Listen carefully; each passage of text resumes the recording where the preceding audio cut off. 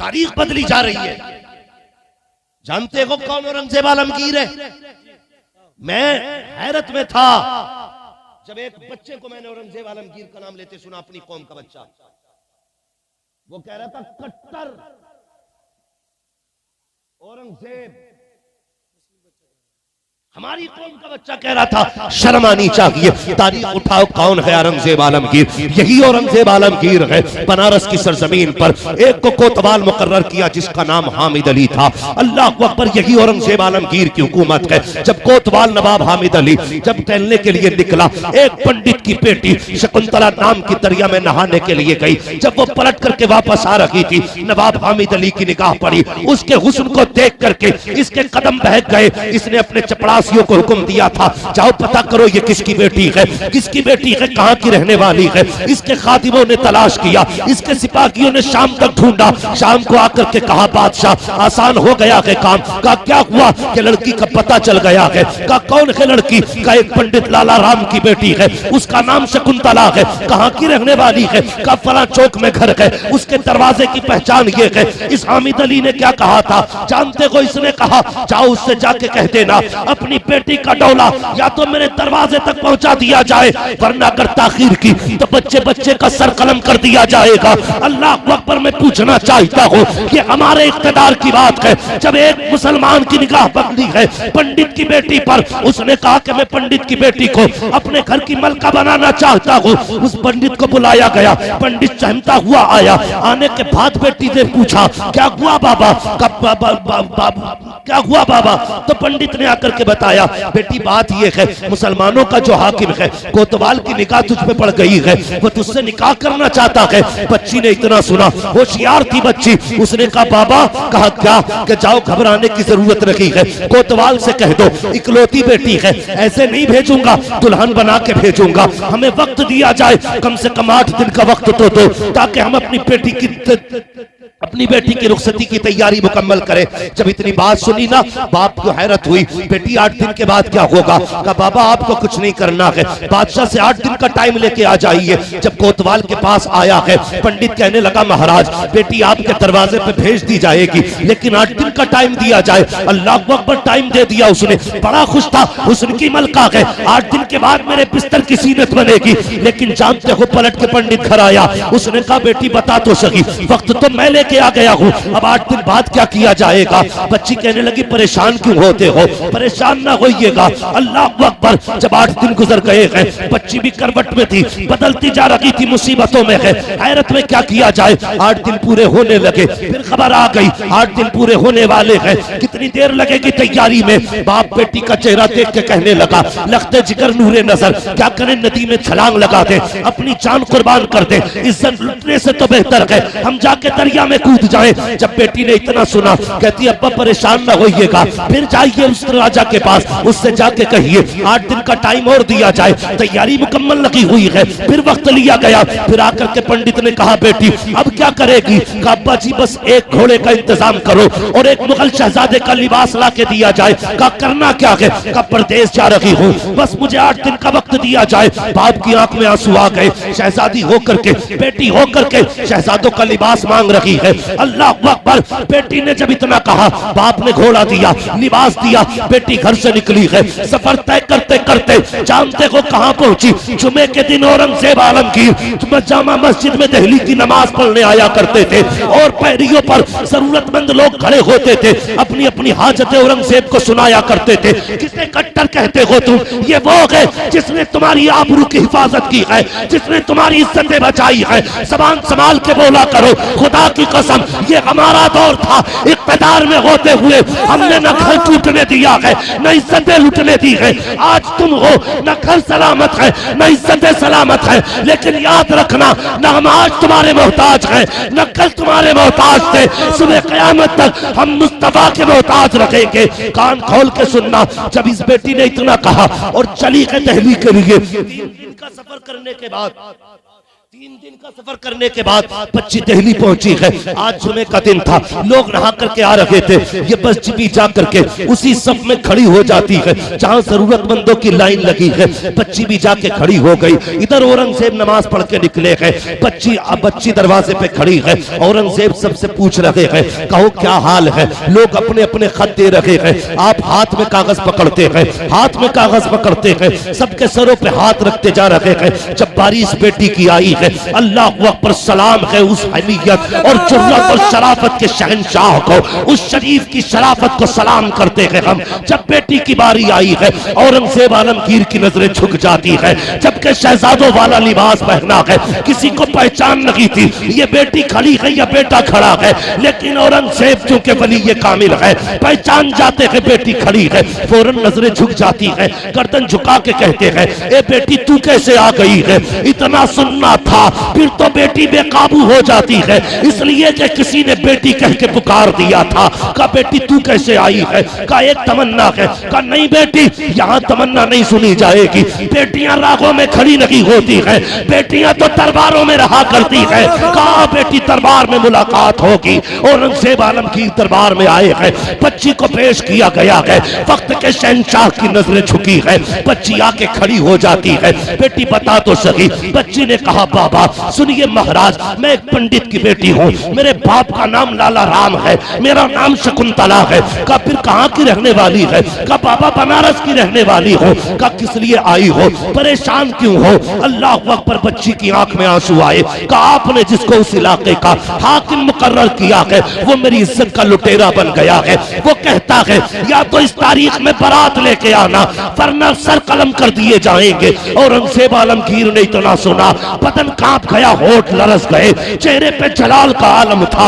अल्लाह अकबर, बैठ जाते हैं। कहते बेटी फिर क्या है? कहा बाबा दरबार में आई हूँ, कुछ मदद की जाए। औरंगजेब आलमगीर के जुमले थे। कहा जाओ बेटी वापस चली जाओ, जैसा मेरा हाकिम कहता है वैसा ही करना। इतना सुनना था, बच्ची के हौसले टूट जाते हैं और मानो का गला घुट जाता है। सोचती है मैं तो उम्मीदें लेके आई थी, लेकिन इसने क्या कह दिया? जैसा मेरा हाकिम कहता है वैसा किया जाना है। बच्ची रोती हुई वापस आई है। बाप ने बेटी को देखा, जैसे ही बच्ची की आंखों में आंसू देखे, कहा बेटी बता तो सही कहाँ गई थी? कहा बाबा मैं उस बादशाह के पास गई थी, मुसलमानों का जो बादशाह है। कहा फिर क्या हुआ? कहा बाबा क्या कहूँ, मेरी हजरतों का जनाजा निकल गया, उम्मीदें टूट गई हैं। कहा उसने भी वही कहा है जो उसका हाकिम कह रहा है। बाप ने रो के कहा बेटी अब परेशान ना हो, एक ही रास्ता है, चलो नदी में कूद के जान दे देते हैं। बच्ची ने कहा ठहर जाइए बाबा,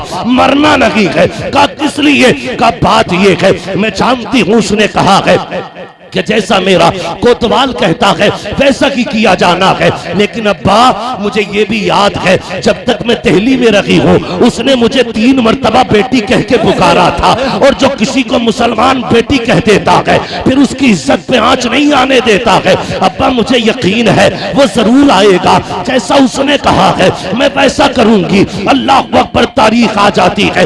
बाप ने बेटी को दुल्हन बनाया, बात चल रही थी, ए बेटी किसे बैठाना है पालकी में? कहा नहीं नहीं मैं ही बैठूंगी, मेरी जगह कोई और नहीं बैठेगा, इसलिए कि औरंगजेब ने कहा है। अल्लाह अकबर, बच्ची दुल्हन बन के बैठी है। गौर से सुनना प्यारे, बच्ची दुल्हन बन करके जब बैठी है पालकी के अंदर, उसके बाद क्या था? पालकी चलते हुए बादशाह के दरबार में आई है। बादशाह उस वक्त का कोतवाल के दरबार में आई और बार बार वो उछल रहा था, मस्तियों में झूम रहा था।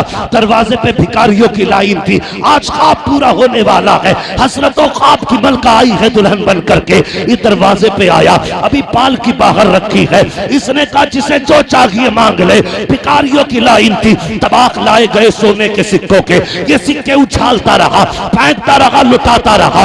उसी भीड़ में एक फकीर आया, उसने आके हाथ फैलाया, इसने कहा दिखता नहीं है, इतने सिक्के पड़े हैं, लोग उठा नहीं पा रहे हैं, लेकिन तू हाथ में मांग रहा है। आने वाले ने कहा मैं अलग तरह का फकीर हूँ, मैं फेंका हुआ नहीं उठाया करता, मुझे देना है तो हाथ में दे। जैसे इतना कहा है, कोतवाल ने तबाक पे हाथ डाला, मुट्ठी भरी सिक्कों की, और उस फकीर ने हाथ पे रखी, जैसी हाथ पे रखी है आने वाले ने हाथ पकड़ा, अल्लाह अकबर, दुनिया हैरत में थी। जब चादर उतारी है तो फकीर न था, फकीर के लिबास में औरंगजेब आलमगीर था। औरंगजेब आलमगीर है। नारे रिसालत, इस्लाहे मुआशरा कॉन्फ्रेंस, इस्लाहे मुआशरा कॉन्फ्रेंस, मसलके आला हजरत फैजान औलिया इकराम, नारे तकबीर, नारे रिसालत। औरंगजेब आलमगीर हाथ पकड़ा, कांप गया कोतवाल। आपने फरमाया मेरे दौरे खिलाफ हुकूमत में तेरी इतनी जुर्रत, तुझे नहीं पता मेरे नबी ने कहा है बेटी बेटी होती है चाहे काफिर की बेटी हो चाहे मुसलमान की। सुभान अल्लाह, सुभान अल्लाह। जलाल आया, फरमाया ठहर जाओ, बेटी की पालकी इसके घर पहुंचाई जाए। लोग बिखरने लगे। औरंगजेब आलमगीर है, फरमाया दो मस्त हाथी बुलाए जाए, दोनों में पैर बांधे, अलग अलग अलग अलग सिमतों में दौड़ाया गया। कोतवाल को चौराहे पे इसलिए चीर दिया गया क्योंकि उसने गैर मुस्लिम की बेटी की इज्जत पे नजर डाली। सुभान अल्लाह। ये है हमारी तारीख। उसने एक गैर मुस्लिम बेटी की इज्जत पे निगाह डाली, औरंगजेब ने चीर दिया था। मगर रुक के कहता हूं, अगर गैर की बेटी की इज्जत पे नजर पड़े हम चीर देते हैं, अगर हमारी बेटियों की इज्जत पे आ जाए तो चुप नहीं बैठेंगे, हम भी तुम्हें जमीन से लेकर आसमान तक चीर। तारीख है हमारी। जब चीरा बीच में उठे, पंडित के घर गए, उसी पंडित के घर, और जाके कहने लगे बेटी पानी चाहती।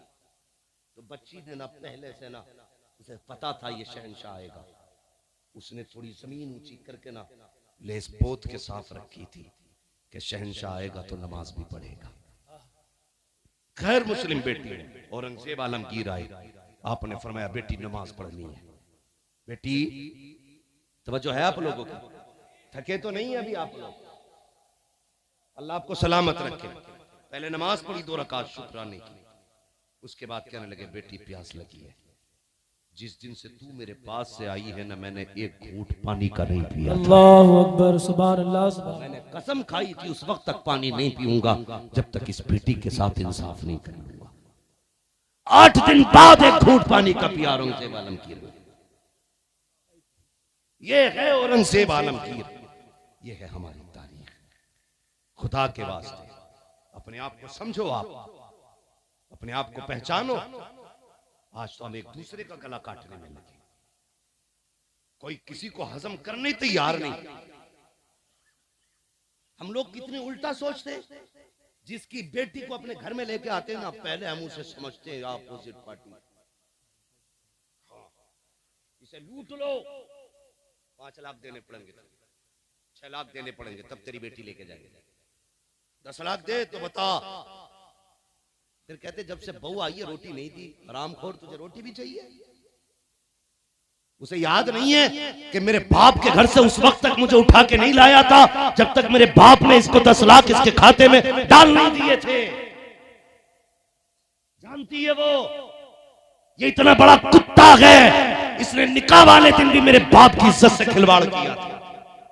रोटी देगी वो, शुक्र मना तुझे जहर नहीं दिया। हाँ, गलत नहीं कह रहा हूं हजरत, शुक्र मना जहर नहीं दिया, वरना जब चाहती दे देती पता नहीं चलता।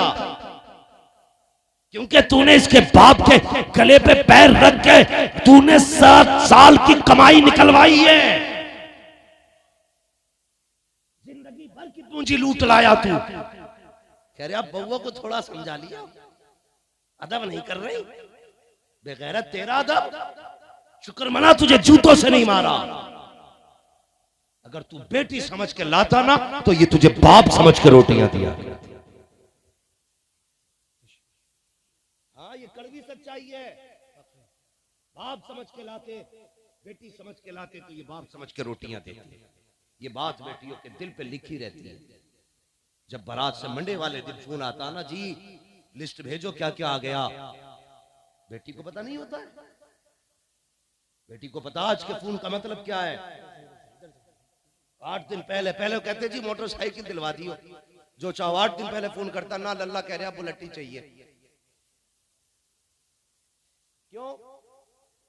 इसलिए ना कि 8 दिन पहले इसे देनी है, फंसा फंसा के लूटते हैं हम।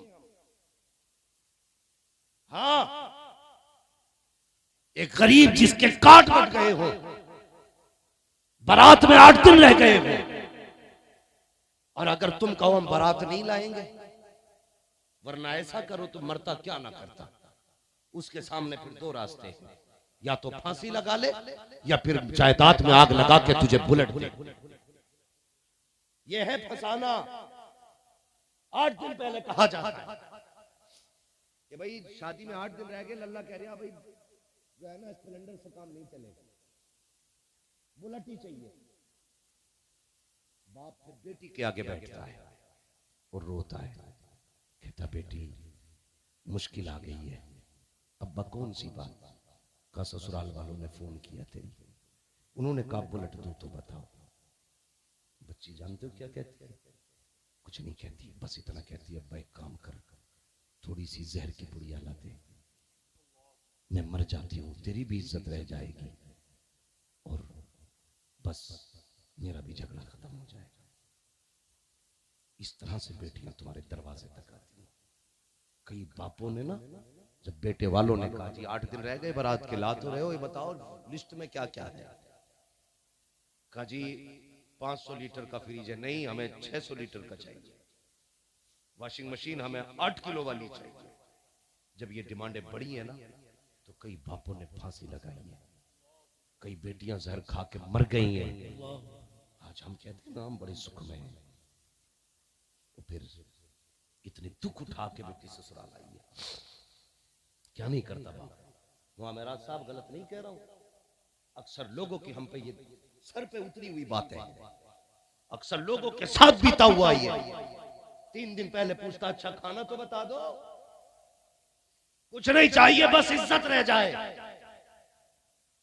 बारात को खाना अच्छा दे दियो, तेरे बाप की बारात है, इसके गल्ले पे तेरे बाप ने कमा के नाच डाला है इसके घर में। बोटी इतनी बड़ी हो, रोटी इतनी बड़ी हो, हाँ ऐसा ऐसा चाहिए, वैसा वैसा चाहिए। पूछना इस्लाम में बारात का तसव्वुर ही नहीं है। अगर कोई इज्जत के लिए बुला रहा है ना, तो 800 भर के मत जाओ, 600 मत जाओ, चंद लोग चले जाओ। खाने की शर्त ना लगा, वो खिला दे तब भी सुभान अल्लाह, ना खिलाए तब भी सुभान। ये सोच पैदा होगी हमें? नहीं, हो ही नहीं सकती। बदलो अपने तरीके। बेटी के बाप पे छोड़ दो, जो चाहो खिला दो। इसकी वजह से हमारी कौम डूब रही है, बर्बाद हो रही है इसकी वजह से। और एक सबसे बड़ी कमी और बता दूं, एक सबसे बड़ी कमी और है, दावत एक की होती है तो 3 जाते मोटरसाइकिल पे बैठ के। वो तो कभी कभी जगह ना रहती ना, डंडे बांट देना मोटरसाइकिल में, तू भी बैठ जा, फ्री की बट रही है। दावत जितने लोगों की हुआ करे ना, उतनी लोग जाएंगे। दावत एक की है ना, तो 3 मत लेके जा, बैठ जा यार, बैठ जा, तुझे भी खिला के लाऊंगा। वो बड़ी टॉप की है यार, ये टॉप की ऐसे नहीं बनी है, यहाँ का पसीना यहाँ गिरा है, तब बेटी के बाप ने इसे टॉप बनाया है। देखा है कभी ना, बारात में जाते हो सारे लोग खुश होते हैं, बारात ये खा खा के यूं करते हैं यूं, और खिलाने वाले हाँ भाई कुछ चाहिए, लेकिन सबसे उदास उस महफिल में बेटी का बाप होता है। सबसे उदास, पूछने की जरूरत नहीं है, जिसका चेहरा सबसे ज्यादा उतरा हुआ हो, समझ लेना ये बेटी का बाप है। क्यों?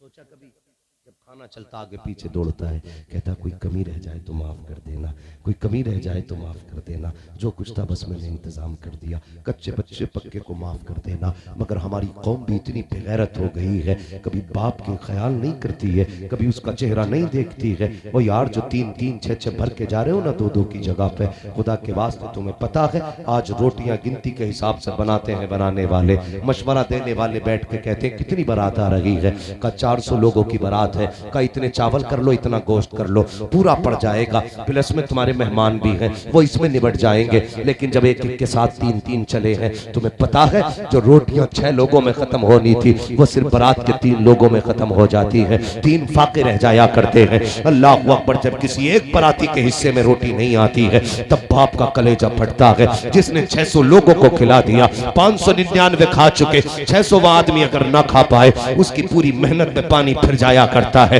कभी भी 3 लोगों की दावत हो तो 9 मत जाना, 6 की दावत हो तो 12 मत जाना, जितनों की दावत हो इतने जाया करो। अल्लाह अकबर। मेरी तो इतनी गुजारिश है, अगर कोई पेटी वाला दावत करता है तो खाली पेट मत जाना, सुबह से नमक का पानी ना पीना, बल्कि आधी रोटी अपने घर खा के चला जा, आधी रोटी बेटी के खाने में खा ले। अगर तेरे हिस्से के बचे खाने से किसी गरीब की इज्जत बच जाएगी, दावे के साथ कहता हूँ, इधर गरीब मुस्कुराएगा, उधर गुंबदे खजरा में मदीने वाला मुस्तफा मुस्कुराने लगे। सुभान अल्लाह। नारे तकबीर, नारे रिसालत, उलमाए अहले सुन्नत, मसलके आला हजरत, फैजाने आला हजरत, इस्लाहे मुआशरा कॉन्फ्रेंस। समझ रहे मेरी बात? बुरी तो नहीं लग रही है, लगनी भी नहीं चाहिए, और लगेगी भी तो फर्क क्या पड़ता है। मैं आईना को दिखाऊंगा दाग चेहरे के, जिसे खराब लगे सामने से हट जाए। बहुत गौर से मेरी बात सुनिए, बदलिए अपने आप को, बेहतर करो हालात, बेहतर करो। और ये जो लोग होते हैं ना फालतू के लोग, जो ये खा के ना मुंह में तीली डाल के कहते सब कुछ ठीक था, नमक कम रह गया, थोड़ी हल्दी तेज करा दी भाई, तेल कम है यार थोड़ा सा जुबैर भाई। जब ये बातें होती है ना थोड़ा तेल कम रह गया, नमक कम है, तो अल्लाह कहता है फ्री की खा के जा रहे, मैंने तेरे हलक से उतार दी, मेरा शुक्र अदा न कर सका, तूने कमियां निकाली है खाने में। फिर अल्लाह जब खाना बंद करता है ना तो दस्तरखान की रखी हुई मछली डॉक्टर कहता खा नहीं सकता है, तो फिर बंदा मछली भी नहीं छूता है। जब अल्लाह बंद करता है तो कोई बचाने वाला नहीं होता है, तब तक ही खा रहे हैं जब तक अल्लाह, जब तक अल्लाह, कब तक, जब तक अल्लाह खिला रहा है।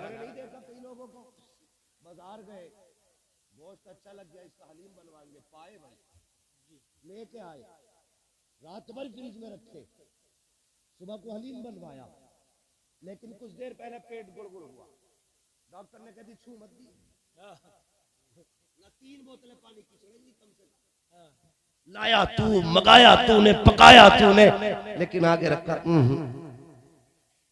खाइए, तबीयत ठीक नहीं है। ये तबीयत नहीं है, अल्लाह ने बंद किया है। जब अल्लाह बंद कर दे सब कुछ होते हुए हलक में नहीं जाता, लेकिन जब वो खिलाने पे आता है ना तो बंदा रहता शाहपुर में है और यहाँ बुला के खाने खिलवा दिया करता है। सोचा था हमने यहाँ हमारे हिस्से की रोटी होगी, लेकिन अल्लाह खिला, जिसे अल्लाह चाहता खिलाते हैं। समझ रहे ना मेरी बात? तो कोशिशें करें अपने समाज को बेहतर करें, हर एक की बेटी को अपनी बेटी समझे, बहन समझे, दूसरों की इज्जतों की हिफाजत करें। आज सबसे बड़ी कमी क्या है ना, एक बुखार चढ़ा है, तवज्जो करें बस 10-5 मिनट गौर करें, एक बुखार चढ़ा हुआ सारे लोगों को। मैं अपनी बेटी को एमए कराऊंगा, बीए कराऊंगा, बीए के चक्कर में कई एक बिया हो गए, वो बिया भी मुसलमानों में होते तो कुछ खैर की हजरत, गैर मुस्लिमों के साथ बिया हो गए बीए के चक्कर। क्या नतीजा मिला? मैं एक बच्ची से मैंने पूछा क्या करती, बोला जॉब करती हूँ स्कूल में। मैंने कितनी तनख्वाह? बोली 2000। 30 दिन की ड्यूटी के 2000।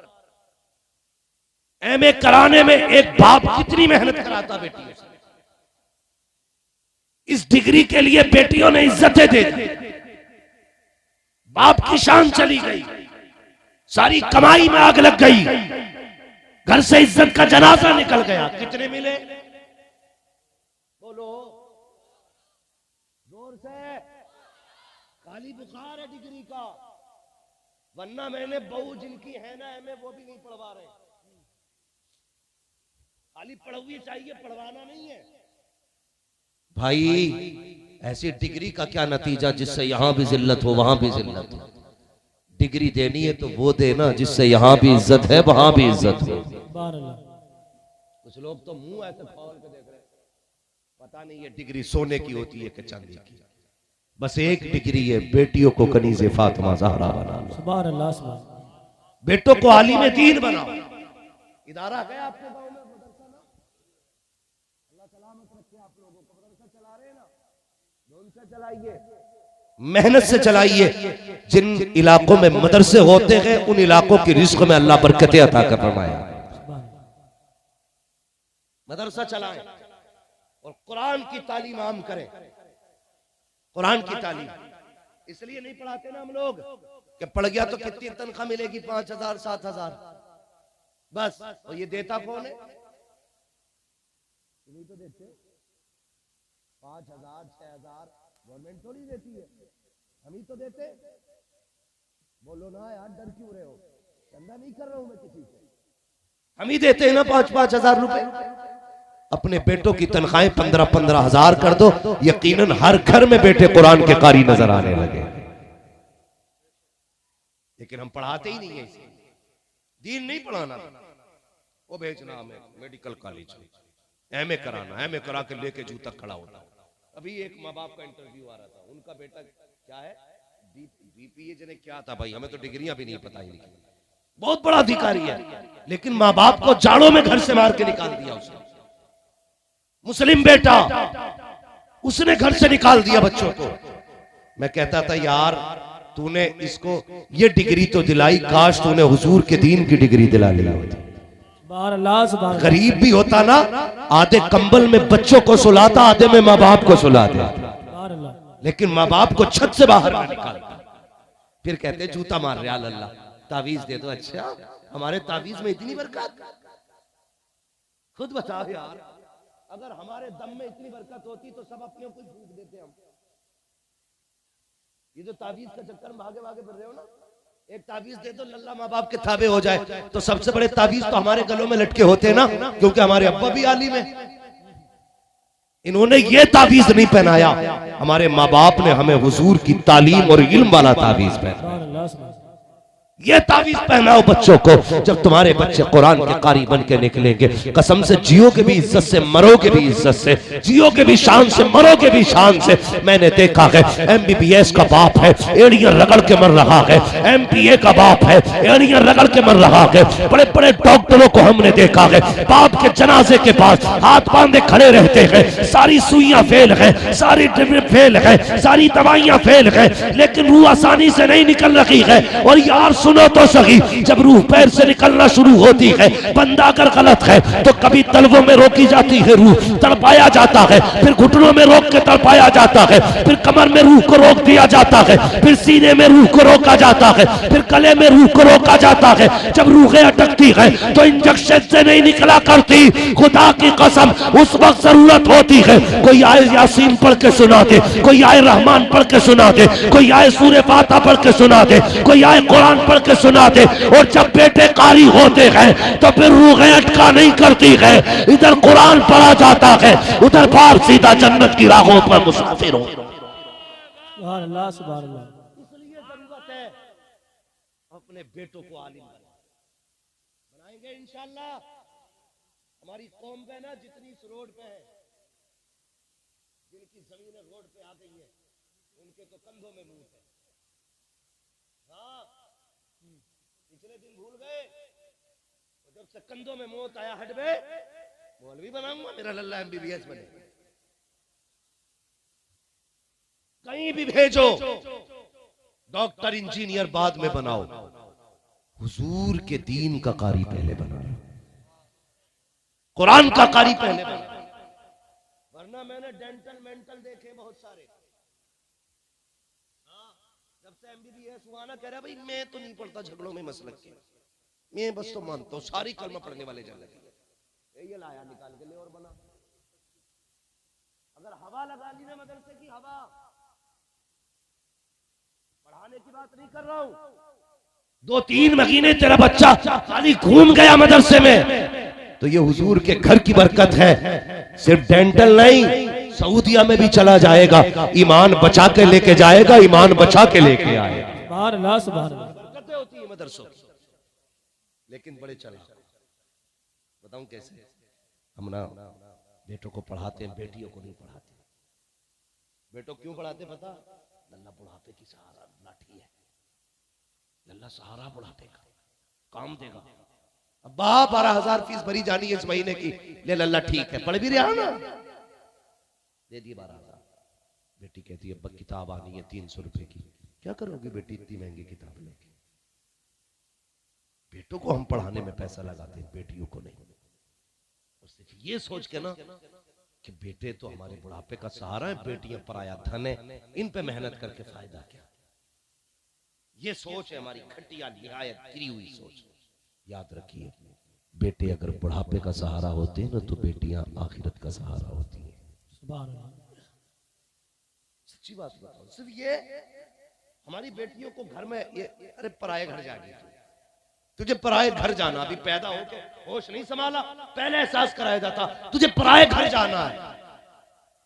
वो अपनों के बीच में अजनबी रहती है। शादी होके पराये घर गई तो वो कहते हैं अच्छा पराये घर से आई है। खुद बताओ इसका अपना घर कौन सा है? जिस घर में पैदा हुई वो कहते रहे तुझे पराया घर जाना, जिस घर में इसे जाके मरना वो कहती तू पराये घर से आई है। इसका अपना घर कौन सा? कोई बताएगा? आज के हम लोग नहीं बता सकते। मेरे हुजूर ने फरमाया इसके दोनों ही घर हैं। मर्द का एक घर होता, औरत के 2 घर हैं। जिस घर में पैदा होती है उस घर में भी हक दिया है इस्लाम ने, जहां जाके मरा करती है उस घर में भी इस्लाम ने। लेकिन हम दोनों के हक खा गए, जहां पैदा हुई वहां का भी हक खा गए, जहां जाके ये मरेगी हम वहां का भी हक खा गए। और फिर हाजी बना बैठा। 3 हज कर लिए मैंने, 7 उम्रे करे, कर ले। कितने उम्रे करेगा? बेटियों को पढ़ाया नहीं, वो तो पराये घर की थी चली गई। हया आनी चाहिए, बेटियां पराया धन होती हैं, ये सोच के तुमने बेटियों को नहीं पढ़ाया।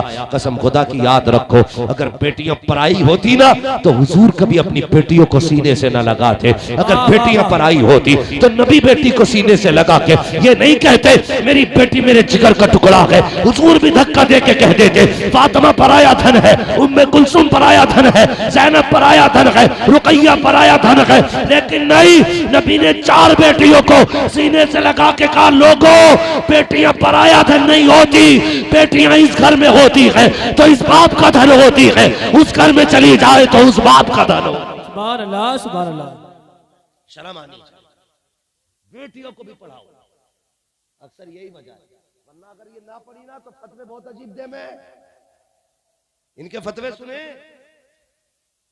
इनके फतवे बड़े अजीब रहते हैं। अगर ये ना पढ़े तो कहती हाँ लल्ली जिसमें मैयत हो जाए उसमें 3 दिन तक जो है ना गुबरी ना फेरते। इतने बड़े बड़े फतवे लगेंगे।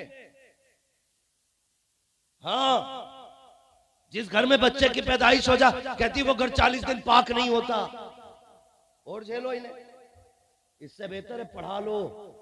जब ये पढ़ेंगी तुम्हारे घर में बेटी बन के रहेंगी तब भी खुदा की रहमतें बरसेंगी, तुम्हारे घर में बहू बन के आएंगी तब भी खुदा की रहमतें साथ लेकर के आएंगी।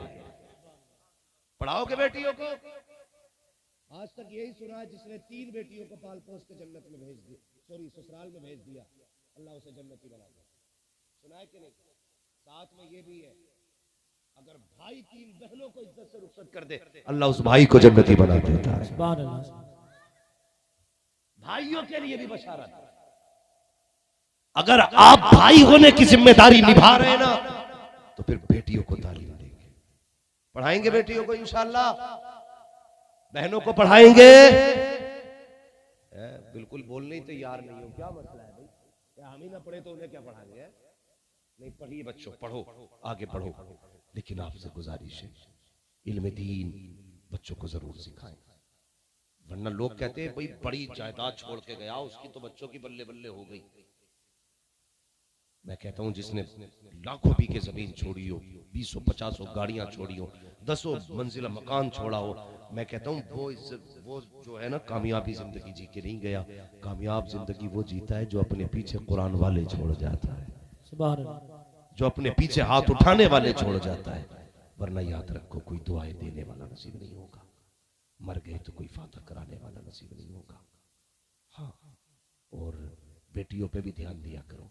मैं बेटों के खिलाफ तो नहीं बोलूंगा, सोचेंगे यार ये हमें गाली देने आया है, लेकिन याद रखना जब इंतकाल कर जाओगे ना, इंतकाल और बेटे अपनी औलाद में फंस जाएंगे तो शायद ये कभी तुम्हारे लिए एक रुकू ना पड़ सके।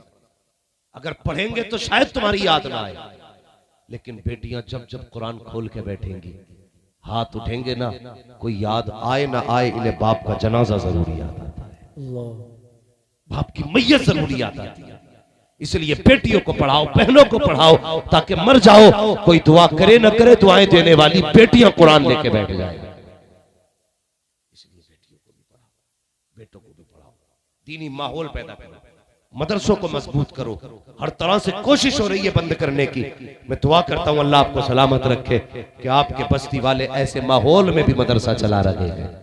पढ़ रहे हैं ना आपकी बस्ती में बच्चे? माशाअल्लाह, अल्लाह सलामत रखे, मेहनत करें बच्चों को पढ़ाने में, बेटियों को भी पढ़ाएं, ताकि कयामत के दिन हजरत फातिमा ज़हरा कहे कहाँ है तेरी बेटी? जब निकल के आए ना तो उसके चेहरे पे स्कूल और कॉलेज और मेडिकल मार्केट और दुनिया के फैशन की कालिक नहीं होनी चाहिए। तेरी बेटी जब सबसे निकल के आए ना, उसके चेहरे पे कुरान और हदीस का नूर होना चाहिए। सुभान अल्लाह, सुभान अल्लाह। ये पढ़ाइए बच्चों को, तालीम दीजिए। तालीम अच्छी होगी, मुआशरा अच्छा होगा, सोसाइटी अच्छी होगी, तरबियत अच्छी होगी। जब तरबियत अच्छी होगी तो फिर नस्लें अच्छी होगी, मुआशरा कामयाब होगा। हाफिज बना लो, मौलवी बना लो, मदरसे पढ़ा लो, कसम से आसानी से जहेज नहीं मांगेगा, नहीं मांगेगा, पढ़ा लिखा होगा तो जहेज, वरना मुसीबतें बढ़ती जा रही है। देखना है ना तो एमए की डिग्री न देखो, बीए की डिग्री न देखो, अगर देखनी है तो ये देखो इस बच्ची के पास कुरान की डिग्री है कि नहीं, ये कुरान कैसा पढ़ती है, इसकी नमाज कैसी है, दुरुस्त है कि नहीं। तुम देखने भेजते हो, अम्मा देख के ये लोडिया कैसी है भेजते हो ना, है? तो अम्मा भी बड़ी, आज तो अम्मा भी मॉडर्न हो गई है कुछ। हाँ, अम्मा भी आके करी लल्ला कतई हीरोइन लग रही, अम्मा को भी पता भैया हीरोइन क्या हो, कतई हीरोइन लग रही, क्या लल्ला बाल खुले थे तो ऐसे थे नीचे तक, ये ना देख लग क्या रही, ये पूछना अम्मा जाके देख, जब देख के आए ना पूछना माँ तेरे सामने वो आई थी, उसके सर पे दुपट्टा था कि नहीं। सुभान अल्लाह। जब वो बोल रही थी तो उसकी नजरें झुकी थी कि नहीं। माँ उसके होठ हिल रहे थे तो कहीं उसके होठों पे बेहयाई की लाली तो नहीं थी। माँ जब वो चल रही थी तो बता तो सही, उसके कदमों में बेगैरती के ठुमके तो नहीं थे। अगर माँ कहते ना बेटे, जब आके सलाम किया तो कनीज़े फातिमा ज़हरा लग रही थी, जब आके सामने बैठी तो हया का जौहर लग रही थी। बेटे जब उसने गुफ्तगू की तो उसके लहजे में शर्म भी थी, उसकी सांसों में कुरान की खुशबू भी थी। जब उसने पल के उठाई थी बेटे, हया के पहरे थे आंखों पे। ए बेटे ऐसी बेटी देख के आई हूँ जिसके माथे पे सिर्फ क्रीम पाउडर की चमक ना थी बल्कि सजदों के निशान थे। आके बंद करके निकाह कर ले, कसम खुदा की अगर बीवी ऐसी होगी तो तेरे घर में जो औलाद आएगी डांसर नहीं आएगी बल्कि कोई गुलाम अहमद रजा आएगा, कोई गुलाम ताजुश्शरिया आएगा, कोई देखोगे अपने वक्त का अब्दुल कादिर जिलानी का नौकर बन सुभान अल्लाह, सुभान अल्लाह। ऐसी बहुएं तलाश करो, वरना फिर जहर की पुड़ियां तलाश करो, मरोगे मौत के सिवा कुछ नहीं। कई लोग, एक आज ही रो रहा था बैठा हुआ, कल सुबह कह रहा था मौलाना हम क्या जहर खा लें। मैंने क्या मुसीबत आ गई भैया, रोटी की कमी है क्या, सब्जी अल्लाह ने, पैसे अल्लाह ने वो भी दिया, जमीन वो भी दिया। मैंने कहा मर क्यों रहा, कह रहा जब से बहू आई है ना बस चैन से सो नहीं पा रहे। देख के कौन आया था कि देख के तो हम ही आए थे। क्या देखा कि यारों मत्थे पे थोड़ी लिख लिया, तुझे ना पता था मत्थे की तो मौलवी से पूछ लेता। मौलवी वो होते हैं जो मत्थे की नहीं दिल की बता देते। हम पलटते नहीं बेजान किताबों के बरक, हम वो पढ़ते हैं जो चेहरों पे लिखा होता। मौलवी से मशवरा कर ले, वो बता देता घर में कैसी बहू होनी चाहिए, बहू ऐसी होनी चाहिए। अल्लाह अकबर, बुजुर्ग गुजरे बहुत बड़े, मस्जिद में जाके बैठ गए। एक नौजवान को देखा, 5 वक्त की नमाज पढ़ने आता, तहज्जुद भी पढ़ता, चाश्त भी पढ़ता, इशराक भी पढ़ता। कहने लगे, बेटे मेरी बेटी जो है ना जवान हो गई है, मैं चाहता हूँ उसके साथ तेरा निकाह कर दूं। तो जवान कहने लगा, मैं निकाह तो कर लूंगा लेकिन मेरे पास है कुछ नहीं, कुछ नहीं है मेरे पास। तो बाप कहने लगा, तू नमाज पढ़ता 5 वक्त की, जब तू खुदा को नहीं भूलता तो खुदा तुझे कैसे भूल सकता है। बस मैं तेरी इसी अदा पे फिदा हूं, जा मेरी बेटी ले। उसने कहा लग गई, कुछ ना होते हुए किसी ने खाली कोई बीवी दे दी, मगर टेंशन थी कि रुकेगी कि ना रुकेगी। अगले दिन ना औरत आई, सुबह उठी, शाम को कहने लगी मुझे तलाक चाहिए। अल्लाह, कहने लगा इतने पारुसा बाप की बेटी और शाम में तलाक मांग रही अगले ही दिन। उसने कहा बात क्या है, तेरे बाप ने तो तेरी बड़ी पारुसाई की तारीफ की थी और तू 24 घंटे मेरे साथ न रह सकी। उसने कहा, बर्तन उठाया, उसमें आधी रोटी निकली। उसने कहा ये क्यों रखी है। उसने कहा एक रोटी थी, मैंने एक शाम आधी खा ली थी, आधी कल के लिए रखी थी। उसने कहा सिर्फ इसीलिए तेरे घर नहीं रहना। कहा क्यों, कि तुझे अपने रब पे इतना भी भरोसा नहीं कि जो तुझे इस वक्त खिला सकता है वो सुबह को भी नहीं खिलाएगा। कहा तूने आधी रोटी अगले वक्त के लिए रख दी। कहती मैं तेरे घर में नहीं रह सकती, मैं उसके घर में रखूंगी जो सिर्फ खुदा के सहारे रहा कर। बाप तक बात पहुंची, इसने कहा बेटी मान जा, आइंदा ये खता नहीं है। फिर खुदा ने उनकी नस्लों में वली पैदा किए, सुभान अल्लाह, कुतुब पैदा किए उनकी नस्लों में। तो जरूरी है तवक्कुल अल्लाह हो, तवक्कुल अल्लाह। नौजवानों 2 चीजों से बचना, सिर्फ 2 चीजों से, हराम की रोजी से बचना। नंबर 1, फाके मर जाना, हराम का लुकमा हलक से नहीं उतारना, नहीं उतारना हराम का लुकमा कभी नहीं। जब भी खानी है हलाल की खानी है। जब भी हाथ उठाया करो अल्लाह से कहा करो अल्लाह हराम न देना, जब भी देना हलाल देना, हुजूर का सदका अता करना। और जिसे भी अल्लाह हुजूर का सदका देता वो हराम नहीं होता, सारा ही हलाल होता है। हाँ, हुजूर का सदका मांगना अल्लाह से, मांगेंगे इंशाअल्लाह, इंशाअल्लाह बचेंगे हराम से इंशाअल्लाह। जवानों दूसरी बात, शराब से बचें। ये हमारी बिरादरी और हमारी कौम में ना पार्टी के नाम पे, मैरिज के नाम पे, बर्थडे के नाम पे, बारात के नाम पे, शादी के नाम पे बहुत जम के लोग शराब पी रहे। कह रहा जी मैं तो बियर पी रहा हूँ, मैं तो शराब थोड़ी पी रहा हूँ, इससे तो पावर आती है। शर्म कर यार, किसी भी नाम से पियो, शराब नापाक होती है। कुत्ते का पेशाब नहीं पी सकते हो, शराब पी रहे हो। कम से कम पेशाब उसका नापाक होता है, मगर शराब तो उससे भी ज्यादा बुरी चीज है। बचो, कभी शराब को हाथ न लगाना।